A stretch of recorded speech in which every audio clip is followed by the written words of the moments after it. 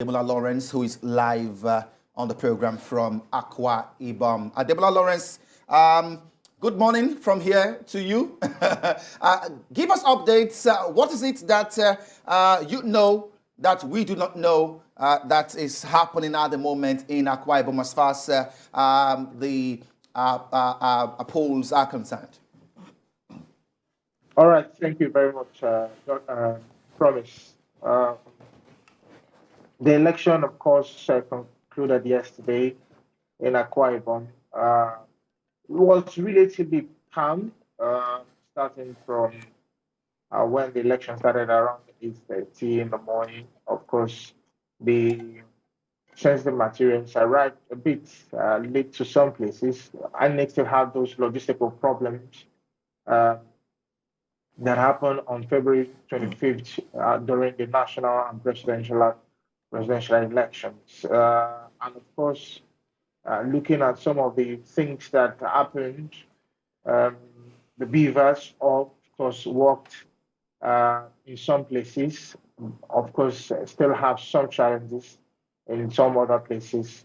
And the case of alleged violence in on some places also in Akwa Ibom State um, yet to be confirmed because some of the candidates of the that participated in this particular election, especially the APC candidate, the governorship candidate, is still alleging that some violence happened in some places, and I've told him that okay, you know those are alleged statements. You need to also prove that.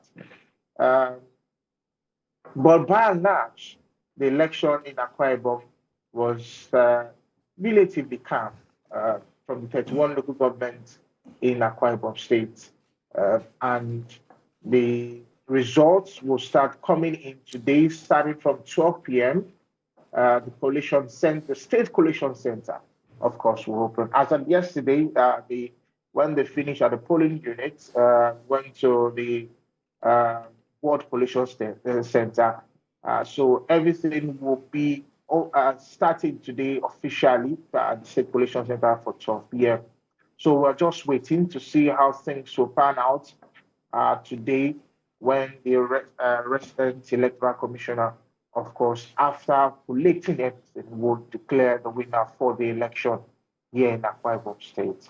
Okay, Ademola, you were in Akwa Ibom for the presidential election in February. How would you compare the turnout based on what you saw in February and what you saw yesterday as far as the Guba polls are concerned? Okay, so firstly, I think we need to first put this into perspective. A lot of you hear a lot of people saying that people didn't really come out during the presidential election. I think a lot of people came out during the presidential election. For example, in Akwa Ibom State, what really happened is that when they waited for INEC and they didn't get to perform their civic duties, some persons went back. So, and you also need to remember that a lot of people also felt disenfranchised because of that. So as a result of that, these global polls was a bit there was a bit of low turnout, kind of. There was a bit of low turnout. Some persons still felt that what happened during the presidential election will still, happen. Will actually happen again. And was it? Did it happen? On the scale of 1 to 10, I think that I'll peg it at 6.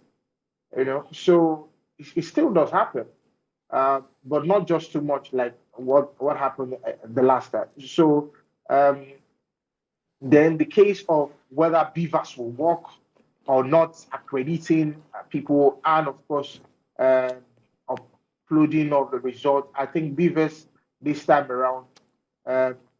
From what I noticed yesterday, was better than what happened during the presidential election. Of course, INEC is also a work in progress, so they are also looking at some of the lapses where the lacunas are to make sure they are working working everything out. So there was a huge difference because of the turnout from presidential election into the global election yesterday. People still felt like INEC will not be able to perform up to optimal level. So that's why the turnout yesterday wasn't really impressive as I thought it would be. But of course, there's an excuse that people would give. But how valid is that excuse when you know that you have the PVC and you can't come out and vote for the candidate of your choice? While on Thursday, I got here on Thursday, Friday when I went out, talking to people, some residents of Akwa Ibom said, irrespective of whatever happened, they will come out and vote for the candidate of their choice. And one language that they were all speaking is the fact that everybody should shun violence. No amounts of no blood of any innocent is what the ambition of any politician. That's their message on Friday. So I was really, really expecting that come yesterday, I'll see crowds of people. It wasn't as expected than what I thought. Okay, in some parts of Nigeria, Ademola, we saw the voters, being very particular about wanting to see the election results uploaded immediately after the voting process is concluded. Was the same in Uyo, where you are? Yeah, of course it was. People actually, for example, I was at Esenodium, Ikana Ward 2, where Senator Gospel Akpabio voted. People were, after they finished sorting and counting, people were still there, sitting.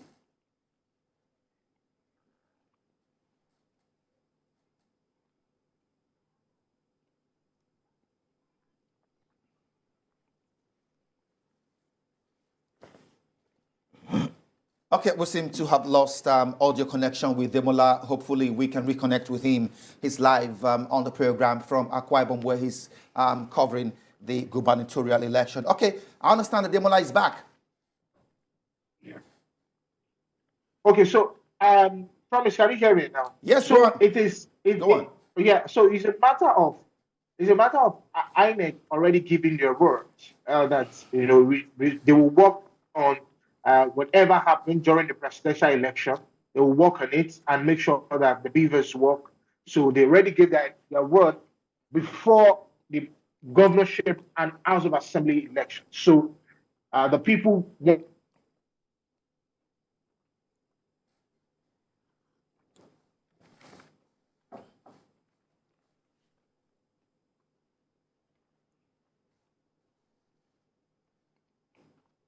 Okay, it's a live situation. Hopefully, we can reconnect with Ademola during the course of this program. I really wanted to ask Ademola a particular question, and that will be concerning a particular governorship candidate who promised the people of Akwa Ibom happy are. So I would have asked him, how happy are the electorates in Akwa Ibom? Sometimes we take the vote for granted.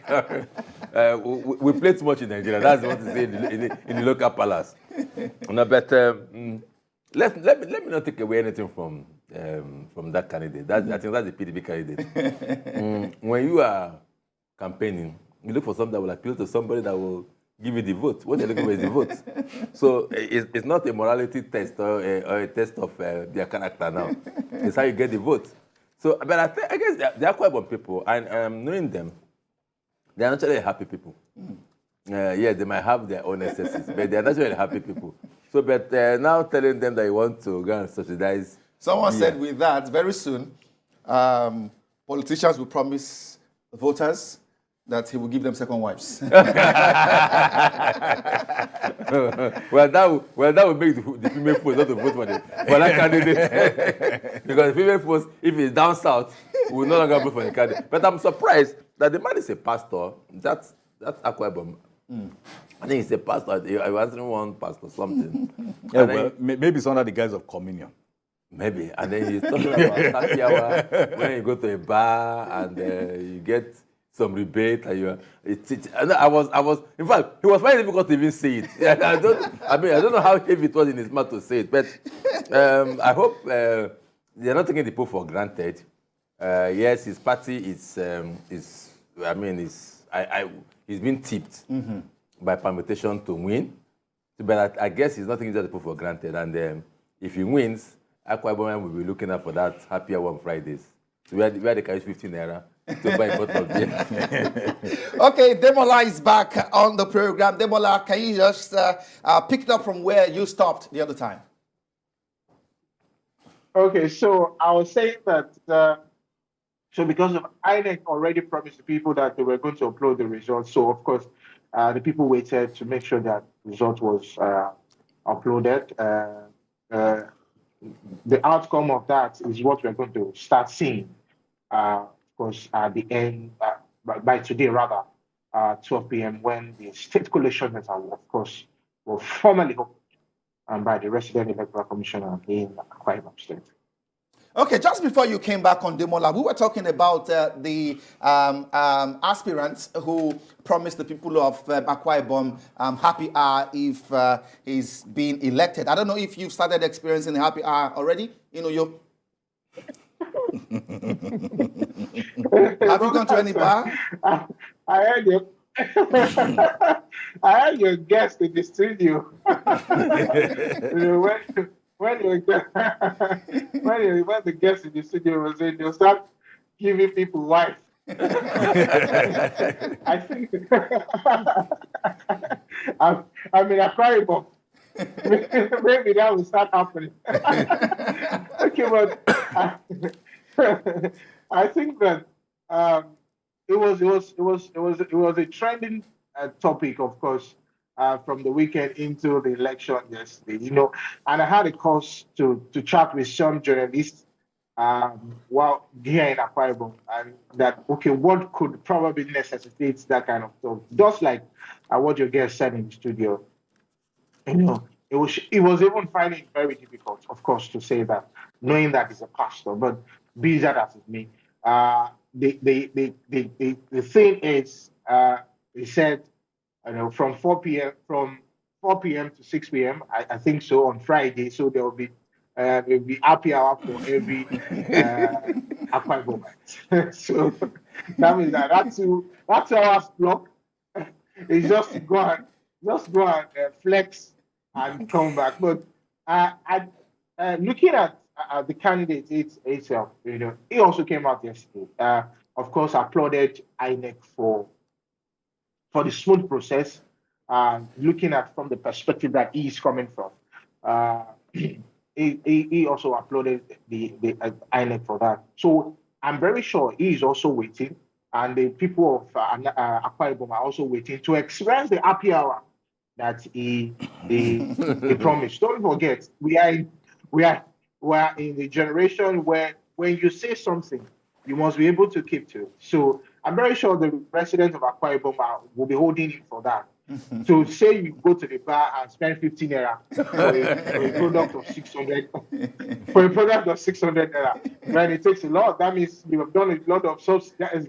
So don't be waiting for him to see how that be powered. If that is the one that is elected to be governor of the state. So we'll see how that pan out. Okay. But the happy hour will be seen. Okay. I think that it's something that everybody, even not only Akwa Ibom people, would like to experience. Some people can travel. Some of us will relocate. Go and experience it. Okay.